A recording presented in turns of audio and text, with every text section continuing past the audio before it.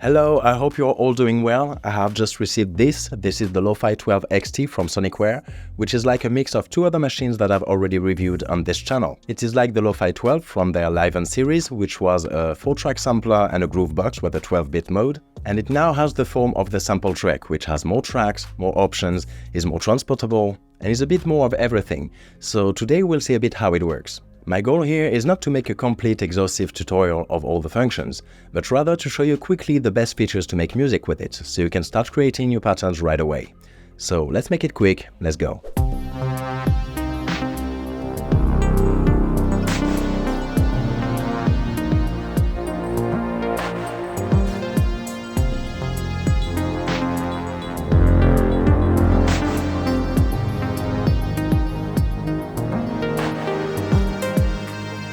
So quick overview of the layout so we know what we're looking at. On the bottom row, the pads represent the 8 tracks you have access to. You can select them by pressing on them. Or you can do function here to select them without having the sound playing. Now each of these tracks have access to 7 different menus to have access to different parameters. So configurations are for the pattern, sound is for the sound in itself, the filter, modulation, which give you access to 2 LFOs, amplitude, which is for the envelopes, effects and reverbs and delays, which are send effects. Above are the buttons for the steps in your sequence, so 16 steps that makes a bar, and if you have a pattern that is longer than a bar, you can use those arrows on the side. You can see where you're at with this line at the top of the screen. The gray part is the length of your sequence and the bright yellow part is where you are. Above in the middle are some menus and general functions with the record and play buttons. Mute allows you to mute tracks, and pad transforms the pads into a keyboard to play melodic instruments. Those pads are velocity sensitive, by the way.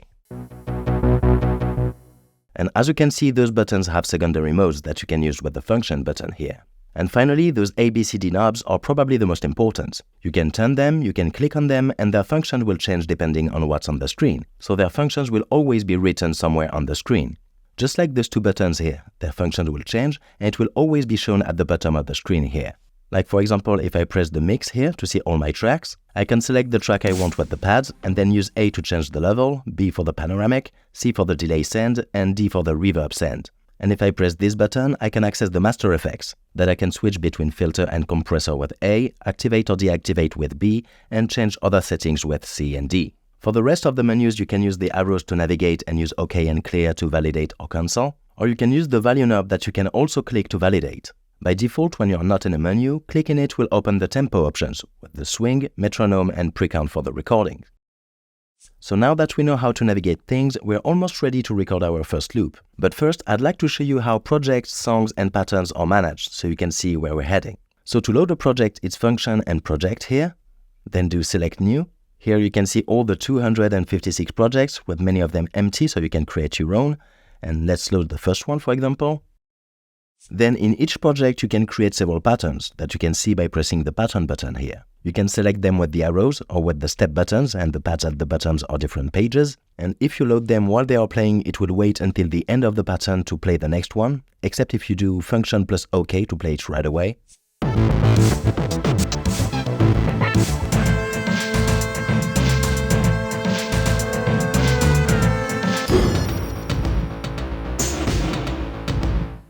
So you can load them, copy and modify them, and then you can arrange those patterns into complete songs with function and song here. Here on the demo song, we can see how it's done if we do menu and edit. So we can see here that it will start with the pattern 3, play it once, it's 112 steps long at 110 BPM, then it will play pattern 4, then 5, 6, 7, 8, and then it will end. And you can have that song play in loop if you want to. Then you can do OK and play to hear the full song.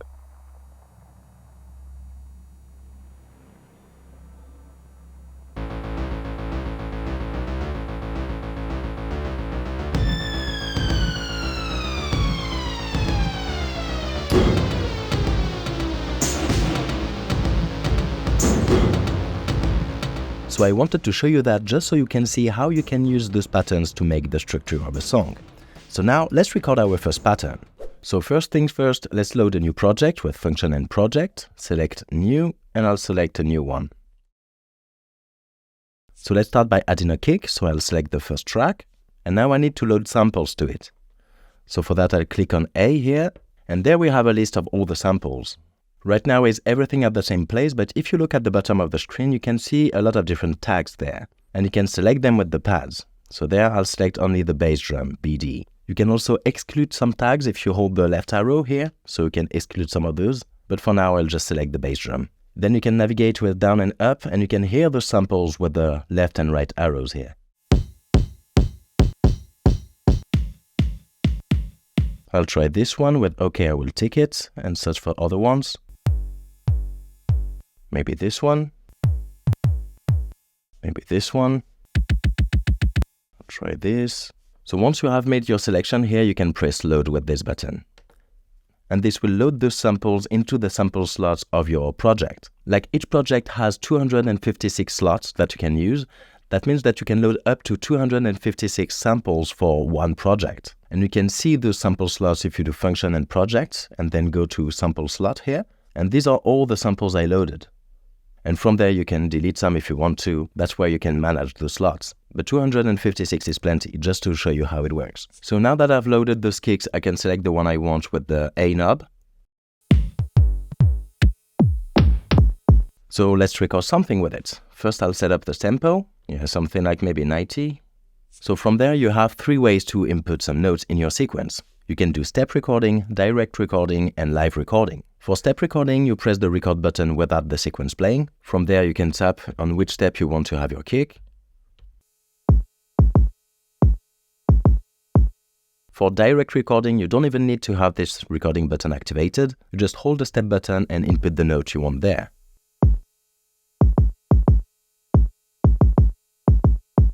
You can also remove notes if you input notes that are already there. And for live recording, you need to have the recording activated and press play, and everything you play will be added to the sequence. So for that, I will just add a metronome by clicking on there and clicking on the C knob.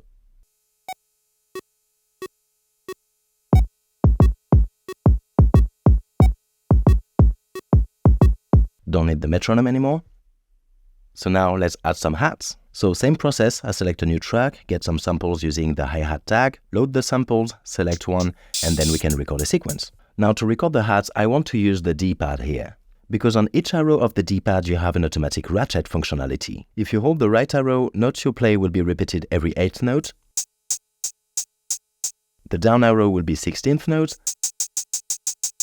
Left arrow will be 32nd notes. And the up arrow will be 64th notes. And the cool thing is that you can dial the velocity by pressing more or less hardly on the pad. So let's record hats with that.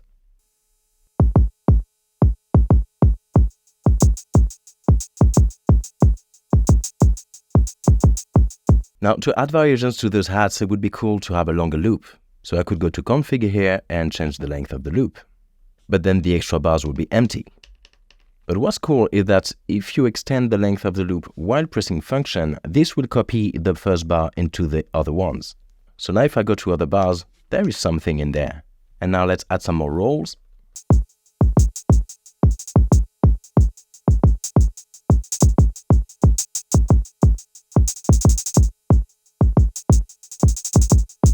So now we're ready to add some snare.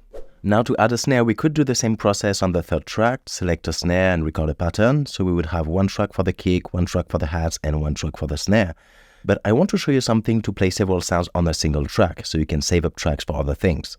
And that will use automations. In the same way that we recorded notes in the sequence, you can also record parameter changes, so they can evolve over time. You can do that by direct recording. So you open one parameter you want to automate, you hold the step button you want to modify, and then turn the parameter you want to record to that step. Or you can use live recording. Press play, press record, and all the knobs you turn will be recorded to the sequence. So I will go on the first track and load some snare samples, and then hold the step where I want the snare and select the snare sound I just loaded.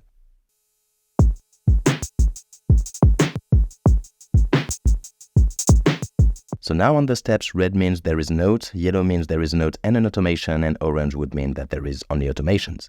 If you want to see all the automated parameters on the step, you can do function and that step button. From there, you can choose a parameter with A and change it with B.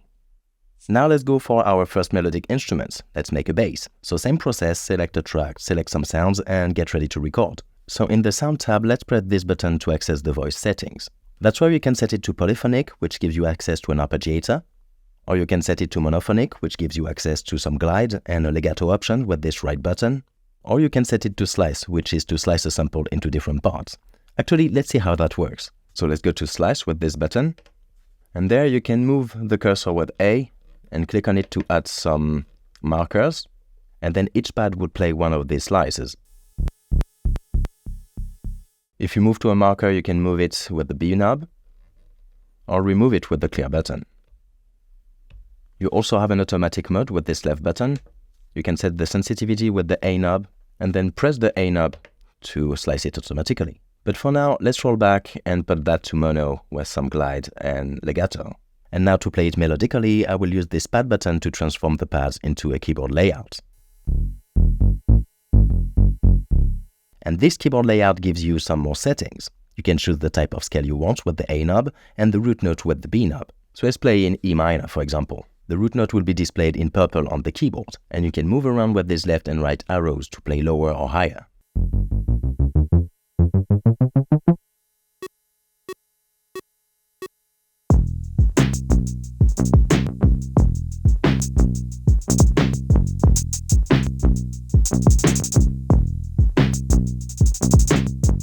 Okay, so now just for the example, let's record something to make our own instrument. To go in sampling mode, you do function and sampling. Then you will have new options on the screen. You can choose the source. There's the built-in microphone, the instrument input, which is the left input here, a microphone input, which is the right input, a stereo input using the two jacks behind, mono input, record via USB, or you can resample the machine. And you can choose which track you want to resample with the C knob, and at the end you also have the master. So for now, I will record with the built-in microphone.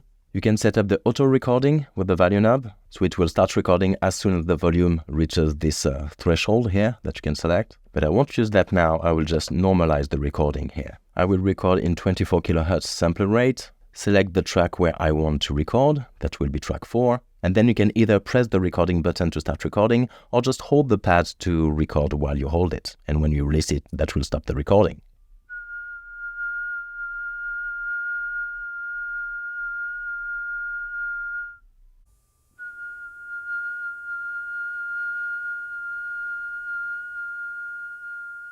So now in the sound tab, you can select the starting point and the length of the loop with the C and D knobs. You can also play it in loop or in one shot, but I'll mostly make sure it is in polyphonic to play chords with it. Then I'll play it way down, see what it does, and the sample is very long, so I'll go in the amplitude and activate the envelope to reduce the release time, and add a little bit of attack.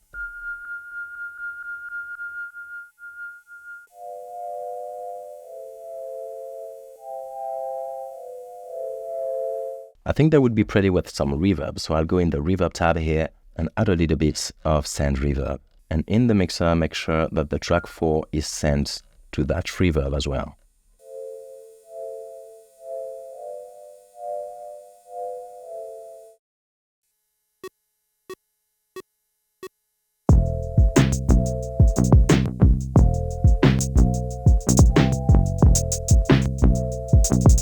From there, you should have all the info you need to add more instruments to your loop. You can set a new track to polyphonic to add even more chords, activate the arpeggiator to add leads or melodies, or you can explore all those other tabs to tailor your sound further. The filter tab lets you add a filter, low pass, high pass, or band pass, and you can also add filter envelope to it. The mod tab gives you access to 2 LFOs that you can attach to a lot of things. The amp tab gives you access to an envelope, and also here you can set how much of the track you send to each send effect, so you don't have to go to the mixer page to do that. Then in the EFX tab, you can choose one of 22 insert effects, and the reverb tab is the send effects with a delay and a reverb. You also have effects in the mix menu where you can set the level of each track as we've seen in the beginning. You can press this button to choose between a filter and a compressor on the master. And if you press this button again, you can use this compressor as a sidechain compressor to duck some tracks when another is playing. So typically to duck some instruments when the kick plays. This is just a quick start video, but there would be a lot more things to talk about. So if you want more info on how to use this machine, I will leave a link in the description to the channel of Chris Lody, who makes extensive tutorials on all the Sonicware machines, and I will also leave a link to the official website. So in the meantime, I hope this video helps you use your Lofi-12 XT as quickly as possible, or that it helps you know better what it is. That will be all for me today, so I'll wish you all a great evening. Take care of yourself, take care of each other, and I'll see you next time. Bye.